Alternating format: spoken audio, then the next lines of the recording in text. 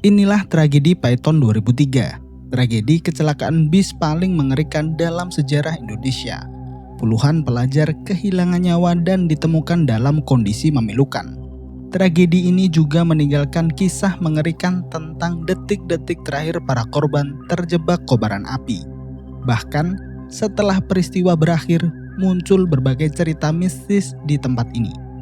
Peristiwa ini terjadi pada 8 Oktober 2003. Rombongan siswa SMK Yapemda Sleman, Yogyakarta sedang dalam perjalanan pulang dari studi wisata di Bali menggunakan 3 bus. 2 bus berada di depan, sementara bus ketiga tertinggal beberapa saat ketika melintasi jalur Pantura di kawasan Python, Probolinggo, Jawa Timur. Naas, saat melintasi Jalan Raya Surabaya-Banyuwangi, sebuah truk kontainer yang mengalami remblong kehilangan kendali dan menghantam bagian depan bus. Dalam waktu yang hampir bersamaan, sebuah truk besar dari arah belakang menabrak bus, hingga bus itu terjepit di antara 2 truk.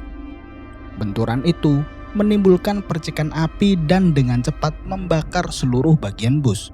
Ironisnya, banyak penumpang bus berusaha menyelamatkan diri ke arah pintu belakang bus. Tetapi pintu bus tidak bisa terbuka karena terjepit truk kontainer. Para penumpang hanya pasrah karena tidak bisa menyelamatkan diri. Teriakan dan tangisan penumpang pecah di balik kobaran api. Warga yang berada di lokasi hanya dapat menyaksikan dengan putus asa, karena besarnya api membuat mereka mustahil untuk mendekat. Setelah api berhasil dipadamkan, petugas menemukan korban bertumpuk di bagian belakang bus, tepat di dekat pintu keluar yang gagal terbuka. Malam itu, 54 siswa, 2 guru, dan 1 pemandu wisata kehilangan nyawa. Yang paling menyedihkan, 2 bus lain dalam rombongan baru mengetahui tragedi tersebut setelah mereka tiba di Sleman. Di sisi lain, banyak cerita menyebutkan di sekitar lokasi kecelakaan sering terdengar teriakan dan jeritan minta tolong.